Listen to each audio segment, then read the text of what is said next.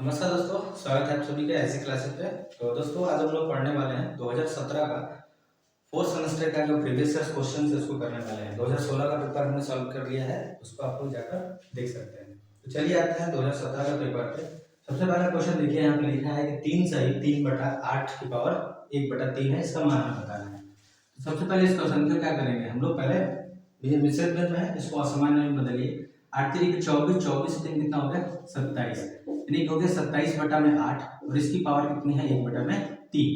अब 1/3 का मतलब क्या होता है, घनमूल निकालना है। क्या करना है, इसका घनमूल निकालना है। तो हम इसको रख सकते हैं 3 बटे में हो जाएगा 27/8। 27 को हम लिख सकते हैं 3 गुणे 3 बटे में 8 को लिख सकते हैं 2 गुणे 2। अब यहाँ पे घनमूल निकालना है तो हम क्या करते हैं 3 3 का जोड़ा बैठाते हैं। तो इन तीनों 3 में से एक 3 बाहर आ गया और इसमें से एक 2 बाहर आ गया। आगे आंसर हमारा 3/2। लेकिन हमारा आंसर इसमें देखिए 3/2 नहीं है, क्या है 1 सही 1/2, यानी कि हम लोग इसको लिख सकते हैं 1 सही 1/2। ये हमारा आंसर नंबर 3 का हो जाएगा, सही हो जाएगा। ठीक है, चलिए अगला क्वेश्चन है कि दो सिक्कों को उछालने पर प्रत्येक घटना के घटित होने की संभावना क्या है। दो सिक्के हैं और दोनों सिक्कों को क्या किया गया, उछाला गया है। तो जब दो सिक्के उछाले जाएंगे तो देखिए तो 4 कंडीशन बनेगी, या तो हेड हेड बनेगा, या तो टेल टेल बनेगा, या तो हेड टेल बनेगा, या तो टेल हेड बनेगा। इसी चारों कंडीशंस में क्या करते हैं, टोटल हमारा जो होगा कितना 4 हो गया। और प्रायिकता एक मतलब किसी एक को आने की संभावना है प्रत्येक घटना के लिए। एक आने के लिए तो एक बार आएगा, ये भी एक बार आएगा, ये भी एक बार आएगा और ये भी एक बार आएगा। टोटल कितने बार आ रहा है, 4 बार। तो अगर हमें 1/4 यानी एक आने की प्रत्येक की पूछा है ना, क्या देखिए प्रत्येक का पूछा है तो प्रत्येक घटना कितनी आएगी, एक बार आएगी। टोटल कितना है 4, यानी हो जाएगा 1/4। ठीक है, चलिए अगला क्वेश्चन है किसी चक्रीय चतुर्भुज में समूह कोणों का योग क्या होता है। एक चक्रीय चतुर्भुज है, उसका समूह कोण यानी कि आमने सामने के जो कोण है उसका मान कितना होता है। तो उसका मान देखिए, जैसे ये मान लीजिए है, इसमें एक चक्रीय चतुर्भुज बना लीजिए ऐसे। ठीक है, अब पूछा है कि ये जो है इन दोनों का मान कितना होता है, दोनों का सम कितना होता है। तो इन दोनों का सम जो है विपरीत में वो होता है 180 डिग्री। यानी कि अगर हम नाम दे दें ए बी सी और डी, तो एंगल बी और प्लस एंगल डी जो होगा वो 180 के बराबर होता है।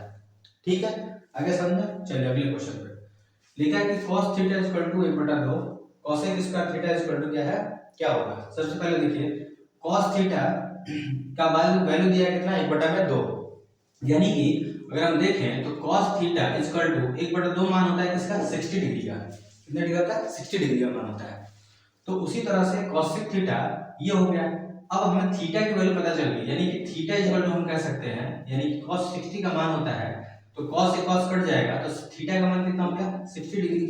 हमसे क्या बोला cosec स्क्वायर थीटा का, तो cosec स्क्वायर थीटा यानी कि मान हो गया थीटा की वैल्यू हम कितना निकाल रहे हैं 60। तो इसकी वैल्यू होती है cosec स्क्वायर थीटा की वैल्यू होती है, वो होती है 2√3।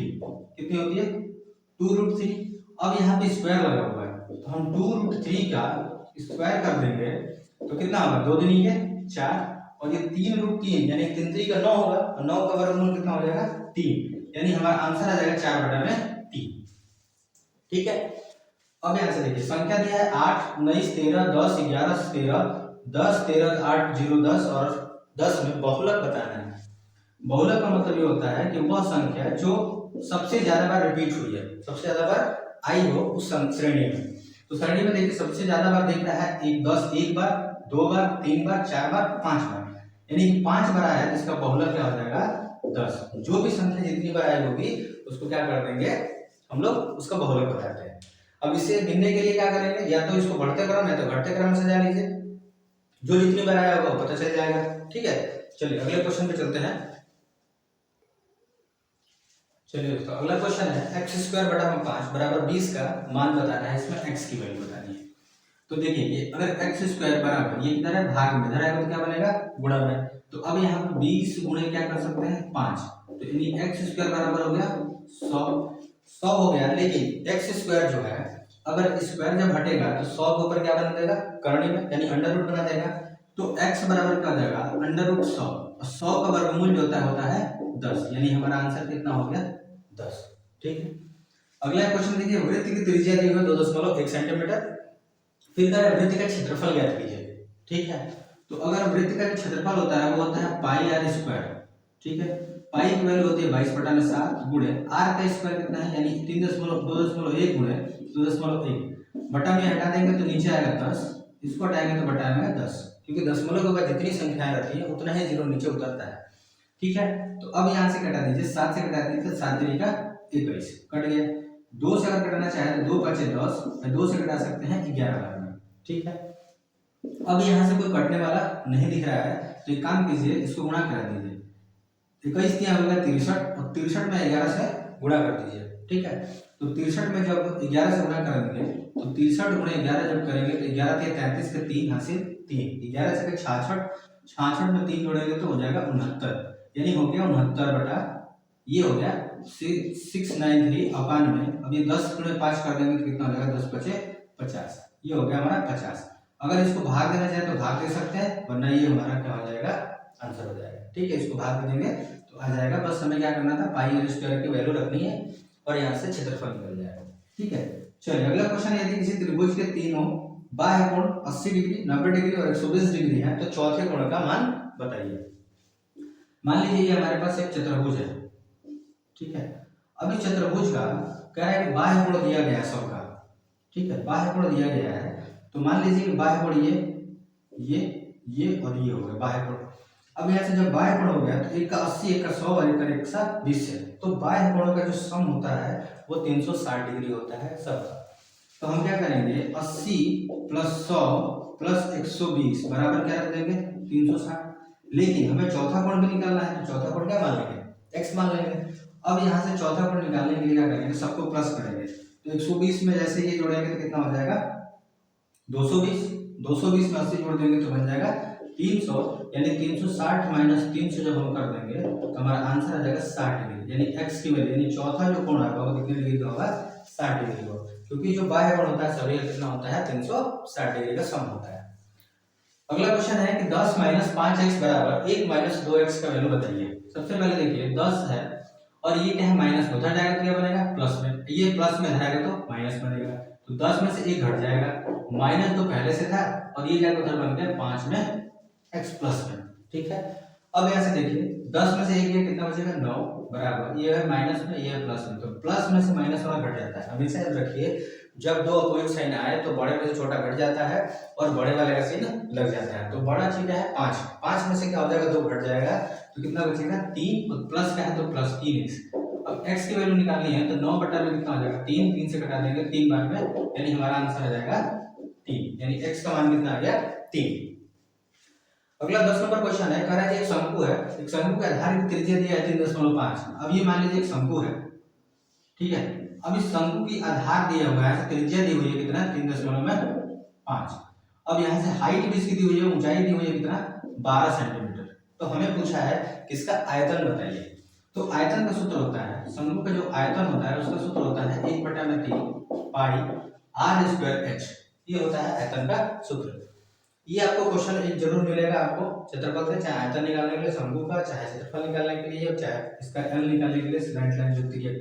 तो देखिए 1/3 गुणे, अब r पाई की वैल्यू कितनी होती है, 22/7 गुणे r की वैल्यू कितनी है, 3.5 गुणे 3.5 बटा में 10 हो जाएगा, ये हटा देंगे तो ये भी हटा देंगे तो बटा में 10 इंटू हाइट कितनी है 12, तो 12 रख दीजिए, ठीक है।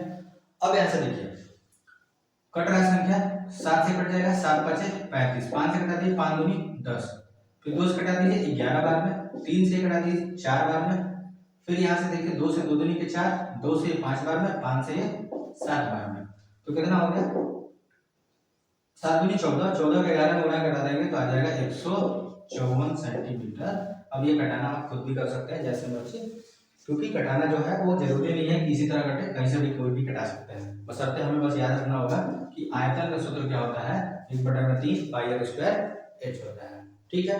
चलिए बाकी इसके बचे हुए क्वेश्चन जो है उसको कर लेते हैं, बढ़ते हैं आगे। चलिए दोस्तों अगला क्वेश्चन है 11, कह रहा है कि अंडर रूट में 41 का स्क्वायर माइनस 40 का स्क्वायर, इसको हल कर लिया। सबसे पहले देखिए 41 का जब वर्ग करेंगे तो 41 का वर्ग बराबर होता है 1681 और 40 का जो वर्ग होता है वो होता है 1600। अब दोनों में क्या है, माइनस है और अंडर रूट में है, यानी कि हम कर सकते हैं 1681 माइनस 1600 बराबर करने में कितना हो जाएगा 81, और अंडर रूट 81 का मान होता है 9, यानी हमारा आंसर आ जाएगा 9। ठीक है, चलिए क्वेश्चन है 5 मित्रों का भाग दिया 40, 44, 46, 47 और 50 केजी का, तो माध्यिका ज्ञात करना है। तो माध्यिका ज्ञात करते समय इसको बढ़ते क्रम या घटते क्रम में सजा लेते हैं।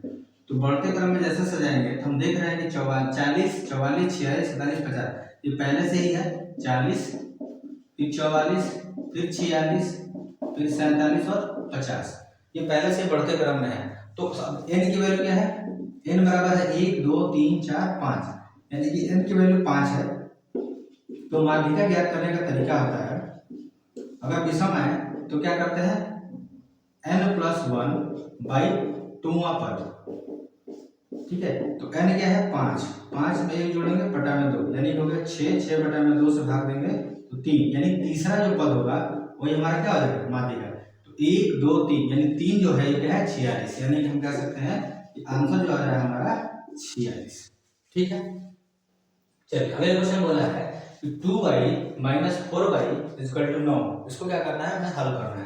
तो सबसे पहले इसके नीचे बटा मान मान सकते हैं। तो जैसे मानेंगे तो हो जाएगा y, और y में y से भरने एक बार में y बार में y का स्क्वायर करेंगे तो 2y का स्क्वायर बनेगा, फिर प्लस y से y कट गया तो बचा क्या सिर्फ 4 बराबर ही हो जाएगा 9, और y जो है भाग में रह जाएगा तो क्या बन जाएगा गुणा बन जाएगा। तो ये कितना हो जाएगा 2y स्क्वायर प्लस 4 बराबर 9y।